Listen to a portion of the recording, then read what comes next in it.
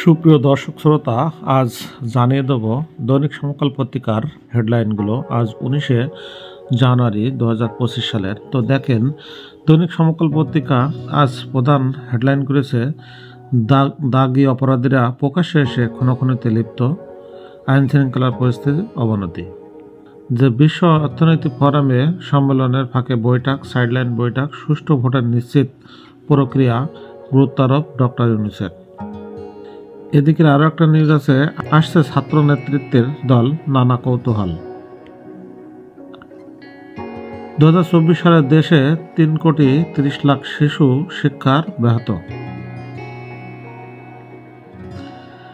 গ্রেপ্তার ছাত্রদল নেতাকে ছিনিয়ে নিতে পুলিশের উপর হামলা।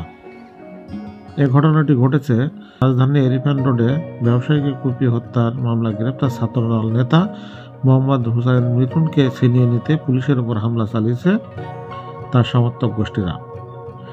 দৈনিক সমকালের শেষের পাতায় যে গুরুত্বপূর্ণ সংবাদ, সেটি হচ্ছে চেয়ারম্যান মেম্বারদের ন্যূনতম শিক্ষাগত যোগ্যতা স্নাতক পাশ হতে হবে। স্থানীয় সরকার সংস্কার কমিশনের সুপারিশ, সরাসরি ভোটে চেয়ারম্যান মেম্বার নির্বাচিত হতে পারবেন না। বৈঠকে মতামত দেওয়া ছাড়া কোনো পদক্ষেপ পাবেন না এমপিরা। 50,000-এর কম জনসংখ্যা পৌরসভা ইউনিয়নে একীভূত করার সিদ্ধান্ত। ভোটে লড়তে পারবেন সরকারি চাকরিজীবীরাও।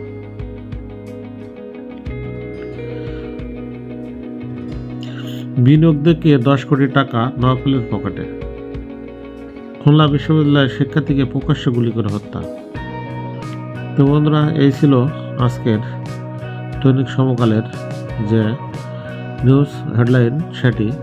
তো ভিডিওটি কেমন লাগলো অবশ্যই জিওপিএসবি চ্যানেলের সাথে থাকবেন এবং নিত্য নতুন এরকম ভিডিও পাওয়ার জন্য।